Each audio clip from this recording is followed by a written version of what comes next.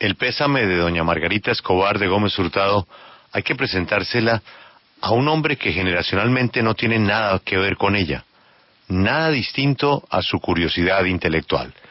El profesor Juan Esteban Costaín pasó muchas tardes, leyó muchas cartas, compartió muchos libros, compartió muchas sonrisas.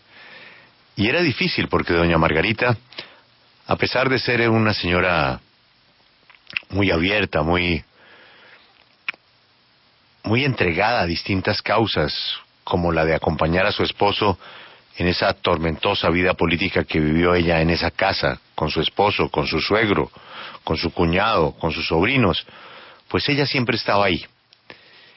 Y en ese transitar de doña Margarita, en la parte más íntima e intelectual, tenía un compañero, que no sé cómo llegó allá, repito, por la diferencia de edad. Doña Margarita tiene 96 años, murió hoy de 96 años. Nuestro invitado, yo creo que no ha llegado a los 40. Ese gran historiador, columnista, y una persona a la que siempre hacemos referencia aquí en la W, nos acompaña hoy y que seguramente será el encargado mañana de un extraordinario perfil en el diario El Tiempo. Profesor Costaín, nuestras condolencias, buenos días. Hola Julio, muchas gracias y en efecto estoy muy triste porque se fue una de las personas a las que más he querido en el mundo, una de las personas más importantes de mi vida, pero también tengo la dicha y el privilegio de haberla conocido y, como usted dice, de haber compartido con ella el tramo final que estuvo lleno de alegrías, de confidencias, de muchas cosas muy profundas que me dejan un recuerdo imborrable y una gran enseñanza.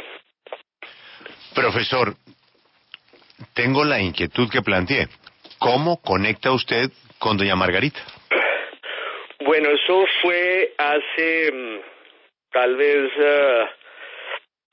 no sé si 20 años o no, un poco menos, tal vez 15 o 16 años, cuando Margarita publicó un libro con las cartas que le había mandado Álvaro Gómez Hurtado, que entre otras es un libro magnífico porque permite adentrarse en la historia de Colombia, de la que Álvaro Gómez fue protagonista y también artífice, pero en las entretelas y en la intimidad pues de ese matrimonio.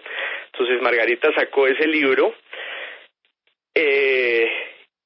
y fue a presentarlo a la ciudad de Cali, donde yo vivía entonces, y alguien me pidió que yo hiciera la presentación del libro. La hice, y desde ese día empezamos a hacernos amigos, primero a la distancia, poco después yo vine a vivir a Bogotá, y ahí estrechamos nuestra relación un poco más, hasta cuando un día ella me dijo que quería escribir una especie de relato sobre una mujer muy humilde en tiempos de la violencia. Era como un secreto que ella tenía, alimentado con mucho entusiasmo, pero con la discreción que la caracterizó siempre. Entonces me pidió que yo fuera como su cómplice literario, y yo lo hice encantado. Ella escribió ese relato. Yo le ayudé en lo que pude, aunque debo decir que mi ayuda fue escasa, y más bien con mucha admiración, porque Margarita era una mujer muy culta, sin exhibirse jamás, al revés, buscando disimular siempre cualquier cosa que la hiciera notar. Era una mujer cultísima, hablaba perfecto italiano, francés, inglés, había leído muchísimo. Uno a veces hablaba de un libro y ella decía, ese libro como que yo lo leí, y siempre hacía un comentario que habría hecho que cualquier crítico se muriera de la envidia por su lucidez. Entonces yo participé con ella en ese proyecto. Y yo tengo desde hace años, Julio, una obsesión en la vida, y es la de estar cerca de los ancianos, de los mayores.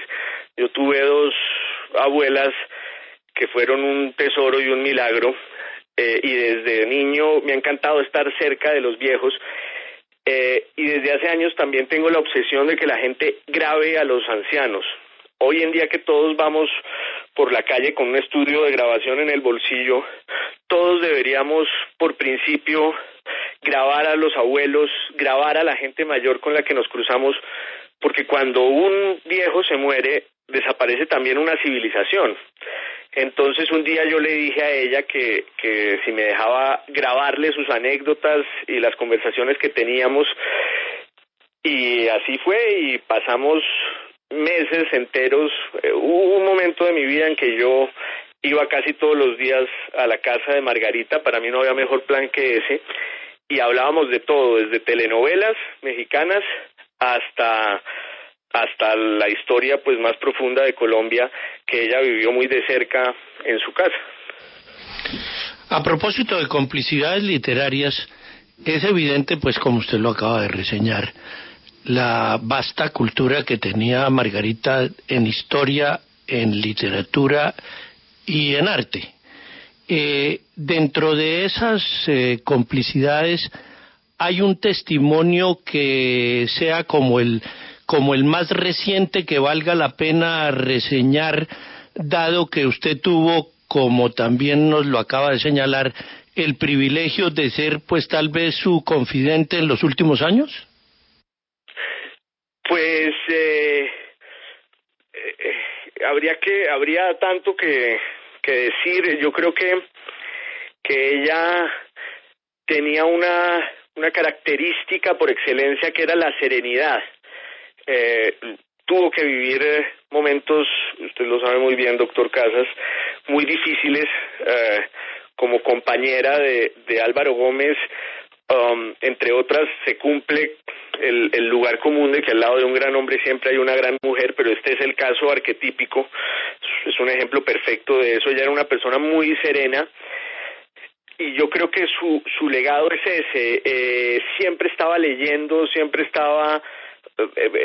yo le regalé hace no mucho un libro de Javier Marías, es un autor que me fascina, que se llama El hombre sentimental. Y ella, ya muy limitada en sus movimientos, lo leyó de principio a fin y me hizo una reseña que, como le digo, es digna de un gran lector, e incluso superior a la que podría ser un crítico con todas las credenciales. Entonces, pues tenía mucho encanto Margarita, pero siempre con el empaque de la discreción, sin hablar mal nunca de nadie, matizando los dolores, buscando la concordia. Era un ser excepcional, y yo por suerte la disfruté en un momento de su vida, ya después del magnicidio de Álvaro Gómez, en que de pronto había liberado mucho de su dolor y estaba en una efervescencia otoñal, pero maravillosa. Entonces para mí fue un privilegio, y yo creo que la complicidad nace de allí, que yo me le acerqué cuando ella quería hacer muchas cosas, y yo me sintonicé con todo lo que ella quería hacer, y nos hicimos, hoy lo puedo decir con orgullo, nos hicimos muy amigos.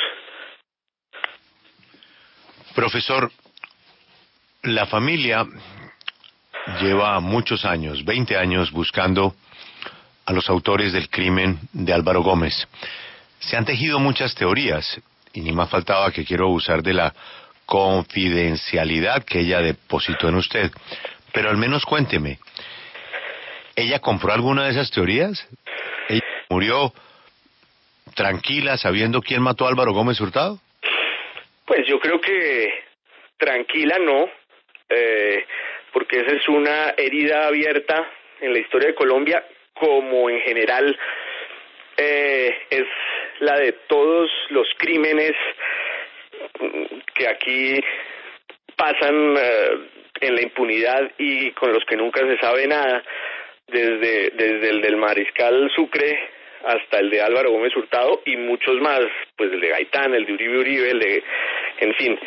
Entonces, tranquila no, pero lo que yo, obviamente ese es un tema de la familia, yo no sé mucho, pero lo que sí sé siempre es que Margarita era una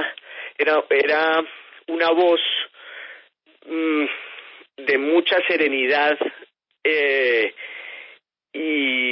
invitando siempre, no sé si a la concordia y de pronto a que no hubiera más violencia. Usted debe recordar, Julio, que el día que mataron a Álvaro Gómez, quizás la declaración más sabia y más lúcida la dio esa misma noche del magnicidio, el 2 de noviembre, Margarita Escobar de Gómez, diciendo algo así como que en Colombia ya había habido demasiados muertos y que este país no se merecía un muerto más.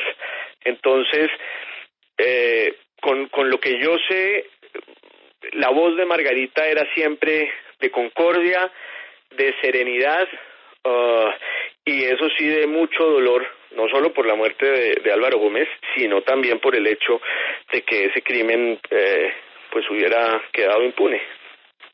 Sí.